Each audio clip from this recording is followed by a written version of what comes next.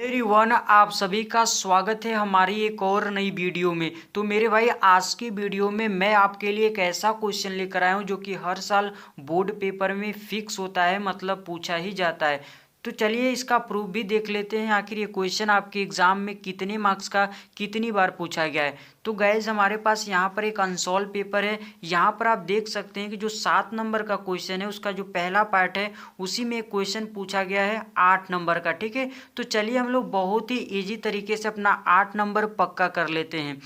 मेरे भाई, ये जो क्वेश्चन मैंने आपको दिखाया है अनसॉल्व पेपर में, ये आपका त्रिविमी चैप्टर से लिया गया है। ठीक है, और ये वेरी वेरी इंपॉर्टेंट क्वेश्चन है फॉर बोर्ड एग्जाम। तो चलिए इसे एकदम बेहतरीन तरीके से इस वीडियो में सॉल्व करते हैं, लेकिन उससे पहले क्वेश्चन को पढ़ लेते हैं आखिर क्वेश्चन में आपको दिया क्या गया है और पूछा क्या गया है। क्योंकि जब तक गाइज आप क्वेश्चन की डिमांड को नहीं समझोगे तब तक आप इसका सल्यूशन नहीं कर सकते। ठीक है, यानी इसका आंसर तक आप नहीं पहुंच सकते हैं।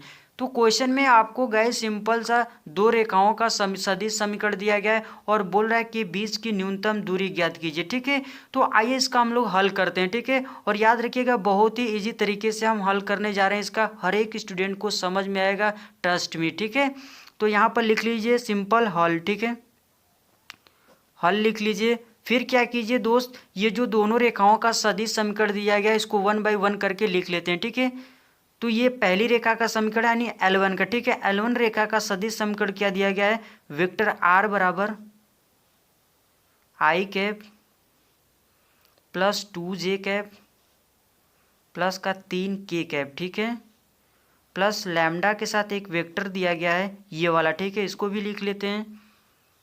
सिंपल है, आई कैप माइनस का 3J कैप प्लस का 2K कैप दिया गया है। ठीक है, इसी प्रकार गाइस जो दूसरी रेखा का समीकरण है उसको भी आप लोग लिख लेते हैं। ठीक है, तो L2 रेखा का सदिश समीकरण क्या हो जाएगा, वेक्टर R बराबर ये दूसरी रेखा का है 4i कैप प्लस का 5J कैप प्लस का 6K कैप। ठीक है, प्लस ये दूसरी रेखा है तो इसके लिए अलग कांस्टेंट यूज किया गया म्यू। ठीक है, ये पहली रेखा था तो इसके लिए लैम्डा, और ये दूसरी रेखा है तो इसके लिए अलग कांस्टेंट म्यू यूज किया गया। ठीक है, और म्यू के साथ एक वेक्टर दिया गया है 2i cap plus 3J cap plus K cap. ठीक है, इतना करने के बाद गाइज हम लोग क्या करेंगे, इसको पहला समीकरण मान लेंगे और इसको दूसरा समीकरण मान लेंगे। ठीक है, अब आपसे मेरा एक क्वेश्चन है कि जो रेखा का सदिश समीकरण होता है उसका व्यापक समीकरण क्या होता है। ठीक है, यानी व्यापक सूत्र उसका क्या होता है। यदि आपको पता है तो ठीक है, नहीं पता है तो यहाँ पर देख लीजिए। ठीक है, होता है गाइज इसका व्यापक समीकरण रेखा का वेक्टर R बराबर वेक्टर ए प्लस लैम्डा के साथ एक वेक्टर होता है बी वेक्टर। ठीक है, यानी मेरा कहने का मतलब है जो कांस्टेंट होता है उसके साथ जो वेक्टर होता है वो आपका बी वेक्टर होता है, और जो बिना कांस्टेंट वाला होता है वो आपका ए सदिश होता है। ठीक है, क्योंकि अभी हम लोग गए क्या करेंगे, ए और बी का मान निकालेंगे, तो इसको आप याद रखिएगा। ठीक है, आप देख रहे होंगे कि ये जो दोनों समीकरण है रेखा का ये इसी फॉर्मेट का है। ठीक है, एक बिना कांस्टेंट वाला है और एक कांस्टेंट वाला है। ठीक है, जो कांस्टेंट के साथ वेक्टर होता है वो बी सदिश होता है, और जो बिना कांस्टेंट वाला होता है वो आपका ए सदिश होता है। ठीक है, तो आइए एक एक करके इनसे हम लोग ए और बी का मान निकालते हैं। सबसे पहले हम लोग समीकरण 1 को लेते हैं, तो यहाँ पर लिख लीजिए सिंपल समीकरण नंबर 1 से, समीकरण नंबर 1 से ए का मान, ए और बी का मान निकालिए। ठीक है, तो वेक्टर ए बराबर क्या हो जाएगा, जो ए सदिश होता है वो बिना कांस्टेंट वाला होता है, यानी ए आपका ए सदिश है। ठीक है, और ये L1 रेखा यानी पहली रेखा का तो A1 B1 हो जाएगा। ठीक है, तो A1 का मान क्या हो जाएगा, सिंपल लिख लीजिए आई कैप 2J कैप प्लस का 3K कैप। ठीक है, उसी प्रकार बी सदिश भी लिख लीजिए, तो बी सदिश क्या हो जाएगा, जो कांस्टेंट के साथ होता है। ठीक है, वो आपका बी सदिश होता है, यानी वेक्टर बी। तो ये आपका बी सदिश है, इसको लिख लीजिए, और ये पहली रेखा के लिए कर रहे हैं तो B1 कर दीजिए सिंपल, तो i cap minus 3J cap plus का 2K कैप हो जाएगा। ठीक है, इसी प्रकार हम क्या करेंगे, जो दूसरी रेखा का समीकरण है उससे भी हम लोग ए और बी का मान निकाल लेते हैं। ठीक है, तो यहाँ पर लिखना पड़ेगा आपको समीकरण 2 से, समीकरण नंबर 2 से भी ए और बी का मान निकाल लीजिए। ठीक है, तो वेक्टर ए बराबर क्या हो जाएगा, यानी ये सदिश कौन सा होता है, बिना कांस्टेंट वाला, तो ये आपका ये सदिश है, ये आपका बी है। ठीक है, और ये दूसरी रेखा का समीकरण है तो A2 B2 हो जाएगा। ठीक है, तो A2 बराबर क्या हो जाएगा 4i कैप प्लस का 5j कैप प्लस का 6k कैप, ठीक है। उसी प्रकार वेक्टर बी भी निकाल लीजिए।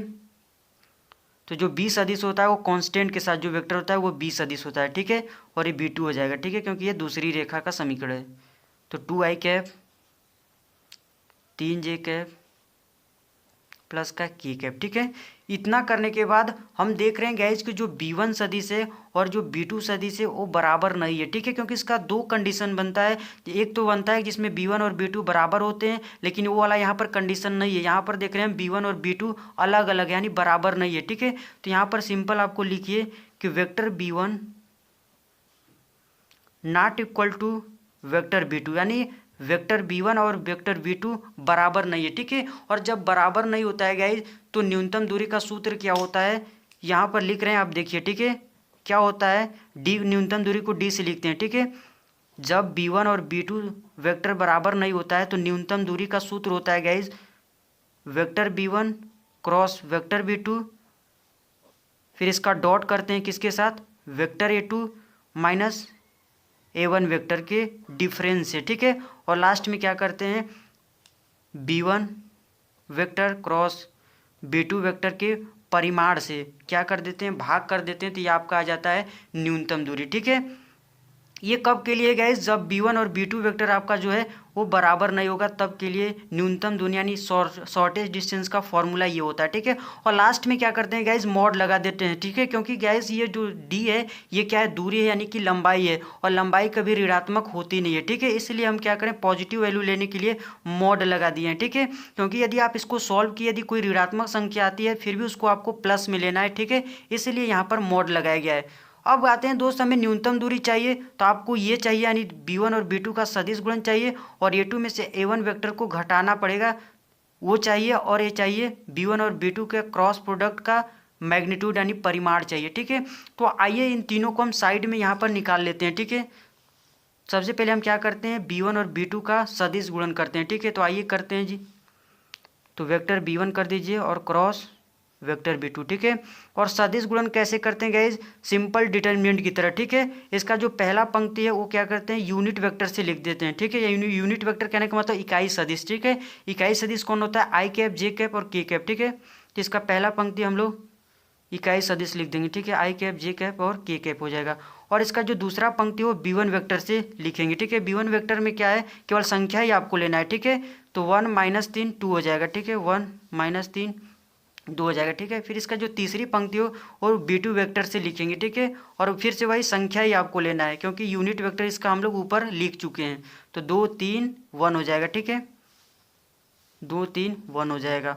अब इसको क्या कीजिए, प्रसार कर दीजिए, ठीक है। ये पहली पंक्ति के अंदर से हम लोग प्रसार कर देते हैं, ठीक है। इसमें कैसे चलते हैं, प्लस माइनस प्लस। तो पहली पंक्ति के अंदर से प्रसार करते हैं तो आई कैप हो जाएगा, फिर उससे वही इसके सामने वाला उसके नीचे वाला छोड़ देते हैं, ठीक है। इसी प्रकार प्रसार करते हैं, ठीक है। जिसको लेते हैं यहाँ पर बाहर उसके सामने और उसके नीचे वाली संख्या को छोड़ देते हैं, ठीक है। बाकी जो बचता है उसको तिर्यक गुणा करके घटा लेते हैं, ठीक है। तो ये बचा हुआ है तो -3 का 1 में गुणा करेंगे, माइनस का 3 हो जाएगा, फिर माइनस करना होता है 3 दूनी का 6 हो जाएगा, ठीक है।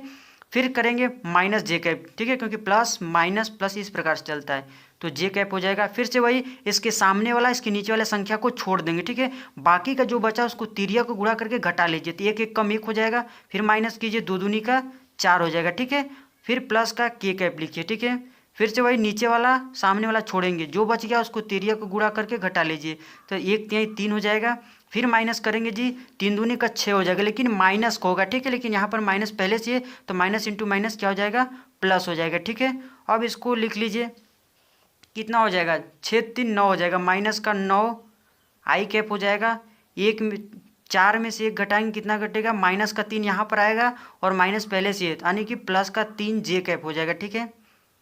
फिर 6 3 9 हो जाएगा इधर भी, तो 9 के कैप हो जाएगा, ठीक है। यानी कि b1 सदिश और b2 सदिश का हम लोग सदिश गुणन किए तो कितना आ गया, इतना आ गया, ठीक है। और याद रखिएगा दोस्त, जो सदिश गुणन करते हैं तो एक वेक्टर ही आता है, ठीक है, यानी एक सदिश ही आता है, इसलिए इसका नाम होता है सदिश गुणन। सिंपल, इतना समझ में आपको आ गया। आइए अब क्या करते हैं, a2 वेक्टर में से a1 वेक्टर को घटा लेते हैं, ठीक है, क्योंकि इसको भी चाहिए यहाँ पर फॉर्मूले में, तो इसको भी निकाल लेते हैं यहाँ पर। तो आइए निकालते हैं, सिंपल है ये भी। हमें क्या करना है, A2 वेक्टर में से A1 वेक्टर को घटाना है, सिंपल। ठीक है, तो आइए घटा लेते हैं। A2 वेक्टर आपका क्या है, इतना है, और A1 वेक्टर इतना है। ठीक है, आपको किस में से घटाना है, A2 में से A1 को घटाना है। ठीक है, और घटाना भी सिंपल है, I को I के साथ घटाइए, J को J के साथ और K को K के साथ। ठीक है, तो 4 में से 1 जाएगा, कितना हो जाएगा, 3 हो जाएगा, और 5 में से 2 घटाओगे तो 3 हो जाएगा। ठीक है, फिर 6 में से 3 घटाओगे तो फिर से 3, मतलब सभी के सामने क्या आएगा, 3 3 आएगा। ठीक है, तो 3 I कैप हो जाएगा, प्लस का 3 J कैप हो जाएगा, प्लस का 3 K कैप हो जाएगा। ठीक है, यानी A2 वेक्टर में से A1 वेक्टर को घटाओगे तो इतना ही आएगा। ठीक है, अब हमें चाहिए परिमाण, तो यहाँ पर हम लोग निकाल लेंगे, सिंपल है। ठीक है, आइए इस फॉर्मूले में रखते हैं ये सारी वैल्यू, मॉड लगा लीजिए। B1 और B2 का सदिश गुणन किए हैं तो कितना आया, इतना आया। ठीक है, तो इसको लिख लीजिए, माइनस का 9 I कैप, प्लस का 3 J कैप, प्लस का 9 K कैप। ठीक है, इसका आपको डॉट लेना है, यानी अदिश गुणन करना है, किसके साथ, A2 में से A1 वेक्टर को घटाकर जो सदिश निकालने उसके साथ। ठीक है, तो इतना आया है, तो इसको लिख लीजिए, 3 I cap plus 3 J cap plus का 3 K कैप। ठीक है, यानी इसका मान यहाँ पर निकालें तो इतना आया है। ठीक है, अब नीचे क्या करना है गाइज, B1 सदिश और B2 सदिश का जो क्रॉस प्रोडक्ट किए हैं, यानी कि सदिश गुणन किए हैं, उससे जो वेक्टर बना है उसका आपको परिमाण निकालना है। ठीक है, परिमाण निकालना है गाइस, सिंपल होता है। सबसे पहले हम क्या करते हैं, रूट लेते हैं, फिर क्या करते हैं, I J K के जो गुणांक है उसका स्क्वायर करके जोड़ लेते हैं। ठीक है, तो इसका गुणांक क्या है, I J K का -9, 3 है, 9 है। ठीक है, तो इसका स्क्वायर करके जोड़ लीजिए, तो -9 का स्क्वायर कीजिए, प्लस 3 का स्क्वायर कीजिए, प्लस 9 का स्क्वायर कीजिए। ठीक है, सिंपल है, किसी भी वेक्टर का परिमाण निकालना सिंपल है। सबसे पहले रूट लेंगे, फिर I J K का जो गुणांक होता है उसका हम लोग स्क्वायर करते हैं और जोड़ लेते हैं। ठीक है, तो आपका उसका परिमाण आ जाता है। इसको मॉड में ले लीजिए। ठीक है, अब क्या कीजिए गाइज, ऊपर क्या करना है, इन दोनों सदिशों का अदिश गुणन करना है। ठीक है, और अदिश गुणन तो सिंपल होता है, I को I के साथ गुणा करते हैं, J को J के साथ और K को K के साथ। ठीक है, और केवल संख्याओं का ही गुणा कीजिए। ठीक है, और जोड़ लीजिए लास्ट में, सिंपल है, I को I के साथ गुणा कीजिए, J को J के साथ और K को K के साथ। ठीक है, और लास्ट में सभी को जोड़ लीजिए, और यहाँ पर संख्याओं का ही केवल गुणा करना है। तो 9 3 का 27 हो जाएगा माइनस का, फिर प्लस कीजिए, 3 3 का 9 हो जाएगा, फिर 9 3 27 हो जाएगा। ठीक है, प्लस का 27 हो जाएगा, और नीचे देखिएगा इस कितना हो जाएगा, इसको देख लीजिए, -9 का स्क्वायर करोगे तो 81 हो जाएगा, प्लस 3 3 का 9 हो जाएगा, फिर 9 का स्क्वायर करोगे तो ये भी 81 हो जाएगा। ठीक है, इसको मॉड के अंदर लो। मॉड लगाने का सिंपल सा मतलब है कि ऋण संख्या आएगी तो उसको धन लेना है। ठीक है, अब इसको 27 से 27 ये तो हमारा निपट जाएगा, कैंसिल हो जाएगा, ऊपर क्या बचेगा, 9 बचेगा गाइज, और नीचे क्या बचेगा, इसको जोड़ लीजिए तो कितना हो जाएगा आपका, 81, 81 में 9 जोड़ लीजिए। ठीक है, तो कितना हो जाएगा आपका, 9 तो बाहर आ जाएगा क्योंकि 9 सबके पास है, और 9 का रूट लोगे तो कितना हो जाएगा, 9 का रूट लोगे तो स्क्वायर रूट लोगे तो कितना हो जाएगा, 3 हो जाएगा वर्गमूल। ठीक है, तो अंदर क्या बचेगा गाइज, हम देख रहे थे कि 9 इसके पास भी है, 9 इसके पास भी, 9 कॉमन कर लिए और 9 का वर्गमूल लेगे तो 3 हो जाएगा। ठीक है, इसके पास 9 बचेगा, इसके पास भी 9, तो 9 9 कितना हो जाएगा, 9 दूनी 18, और इसके पास 1 बचेगा तो 18 1 कितना हो जाएगा, 19 हो जाएगा। ठीक है, यानी दोस्त यही इसका क्या हो जाएगा, न्यूनतम दूरी हो जाएगा इन रेखाओं के बीच का। ठीक है, तो उम्मीद करते हैं गैस ये क्वेश्चन आपको पूरी तरीके से समझ में आ गया होगा। फिर भी यदि कहीं डाउट होगा तो आप हमें कमेंट बॉक्स में बता सकते हैं जी। मेरे भाई वीडियो पसंद आ गया है तो वीडियो को लाइक कर दीजिएगा, और अभी तक चैनल को सब्सक्राइब नहीं किया तो सब्सक्राइब करके जाइएगा। ठीक है मेरे भाई।